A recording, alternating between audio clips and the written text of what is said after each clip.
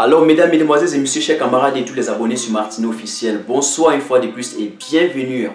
Aujourd'hui, nous allons parler, n'est-ce pas, de la fonction de distribution. Et je dois essayer d'être un peu plus lent et plus cool parce que beaucoup m'ont écrit dans mon inbox et ils m'ont dit que je suis souvent très rapide, n'est-ce pas, sur mes explications.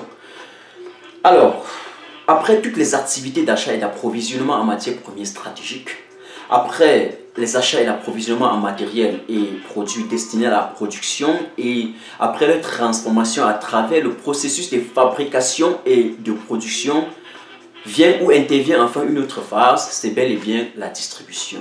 Distribuer, c'est partager, c'est dispenser, c'est également repartir entre deux ou plusieurs personnes, n'est-ce pas? Eh bien écoutez, cela signifie exactement la même chose en logistique et distribution, car distribuer signifie pour une entreprise donnée tout simplement transporter et livrer les marchandises ou les produits finis ou les articles à ses clients. Ces clients peuvent être des clients privés, c'est-à-dire un simple consommateur ou un particulier. Et dans ce cas, on peut même d'ailleurs parler du concept anglo-saxon de business to customer. Ces clients peuvent également être des clients exerçant une activité professionnelle et ce sont par exemple les détaillants, les grossistes ou encore des revendeurs. Et dans ce cas, on peut également parler, n'est-ce pas, de business to business. La logistique de distribution, je vous disais, relie la logistique de production d'une entreprise X avec la fonction d'achat et d'approvisionnement d'une entreprise Y et s'assure de la disponibilité physique des produits finis, des articles, des produits semi-finis, des pièces de rechange ou des marchandises si vous voulez. Tout ceci en respectant le délai de livraison, la qualité du produit vendu, la qualité du service rendu et en maintenant aussi les coûts logistiques au plus bas niveau possible.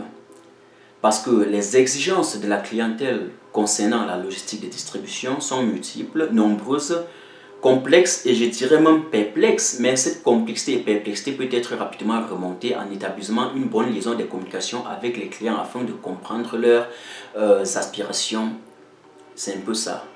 Donc, et nous sommes en quelque sorte retrouvés dans un système, je vais dire engloutis dans un système d'engrenage où d'une part, il faut offrir un service fiable, un service perspicace, augmenter la flexibilité, bref, hausser la performance de la logistique et d'autre part, il faut réduire tous les coûts de la logistique sans exception aucune. C'est ça qu'on appelle en logistique des objectifs contradictoires. Si vous voulez, la politique de la logistique de distribution réside principalement dans l'organisation de la mise à disposition des clients d'un produit, d'un bien ou d'un service. Quand on parle du service, il s'agit bel et bien des entreprises de services qui viennent par exemple installer un logiciel chez vous ou dans une autre entreprise. L'organisation de la distribution, de la logistique de distribution, j'allais dire, est plus ou moins complexe selon l'organisation commerciale qui sera mise en place. Si le circuit est long,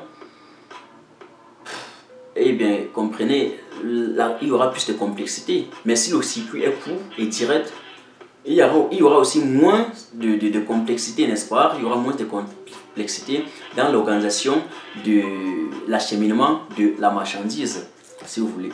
Dans le cadre de la conception de la logistique de distribution, il y a plusieurs paramètres qu'on doit prendre en compte, plusieurs paramètres qui exigent d'ailleurs la performance de la logistique. C'est deux paramètres. D'abord, la structure du client et ensuite la structure de la commande. Parlant de la structure de commande, il s'agit tout simplement de la structure du client ou de la clientèle. Il s'agit tout simplement de connaître la taille, le nombre de clients. C'est très important. Les localisations, le site, les localisations géographiques. Parlant maintenant de la structure de la commande, il faut connaître le nombre de commandes que nous avons, le nombre de commandes par position. Il y a parfois des gros clients, des clients qui commandent en grande quantité et dans ce cas, ce sont nos clients privilégiés et l'entreprise peut même réduire le prix par unité, le prix par pièce vendue pour que le client puisse acheter en grande quantité, ce qui nous permet, n'est-ce pas, de vider rapidement l'entrepôt ou le magasin et de réapprovisionner encore. de telle sorte qu'enfin, on réalise ce qu'on appelle en logistique l'effet dégressivité. On réduit le prix par unité, ça nous permet de vendre en grande quantité. Mais enfin, on réalise quand même un gain. Vous voyez un peu, c'est très important. Mais il y en a aussi des produits où on ne peut pas réduire le prix, n'est-ce pas, quand on voit les coûts de production. Mais là, c'est un autre cas. On reviendra sur ça plus tard. C'est un autre cas là-bas. Donc, ces deux paramètres dont je viens d'énumérer, la structure du client et la structure de la commande, sont d'une importance capitale et d'ailleurs très décisive pour la conception, n'est-ce pas, de la logistique de distribution. Quel est donc l'exercice de la logistique de distribution? La logistique de distribution doit décider sur le type, le nombre et l'emplacement de l'entrepôt. Elle doit également décider quel type d'entrepôt sera propice pour quel type de région. La logistique de distribution doit prendre des décisions relatives, n'est-ce pas, à l'entreposage, c'est-à-dire la quantité du stock, par exemple, à maintenir dans l'entrepôt, dans le magasin. Le rythme de commande des marchandises, c'est très important aussi parce qu'elle doit également décider sur l'équipement de l'entreposage et le calcul de la zone de stockage ou bien de l'espace, n'est-ce pas, d'entreposage. En ce qui concerne ce calcul, nous reviendrons plus tard. Je vais vous expliquer plus tard et vous montrer des formules comment calculer, n'est-ce pas, la zone de stockage ou l'espace, n'est-ce pas, d'entreposage dans votre magasin. Exactement. Et enfin, il faudra également, pour la logistique de distribution, piloter les activités relatives, n'est-ce pas, dans l'entrepôt et le magasin, c'est-à-dire relatives à la commande des clients. Notamment, je parle ici des activités typiques telles que la préparation de commandes, le tri, la manutention, l'emballage, l'étiquetage, le chargement, le transport, etc. Le transport en aval qui se décompose d'ailleurs en traction, passage à quai aussi, ce qu'on appelle en anglais cross-docking, et en distribution, la distribution, ce qu'on appelle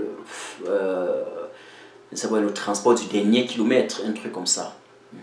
Mon objectif, ce n'est pas d'entrer trop dans le fond, mais c'est de vous donner, comme j'ai dit, les grands thèmes qui vous permettent, n'est-ce pas, d'avoir déjà une vue panoramique de la logistique. C'est très important parce que le monde, en Europe par exemple, quand vous sortez un brevet pour produire quelque chose sur le marché, on vous dit que le marché est plein parce que tout est déjà plein. Pourtant, en Afrique, où tout le secteur est encore vide. Donc, vous voyez, c'est pourquoi la plupart des entreprises migrent déjà vers l'Afrique. Et d'ailleurs, la prochaine logistique sera en Afrique lorsqu'on doit établir un bon réseau de distribution, un bon réseau de transport. Vous verrez.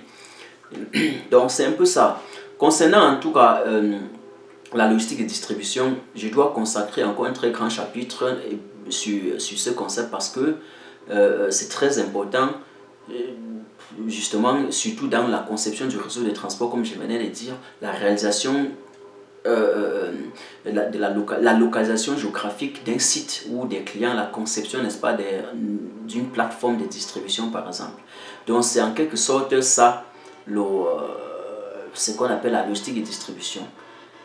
J'ai fini, je dirais tout simplement, aimez, partagez, vous ne perdez rien.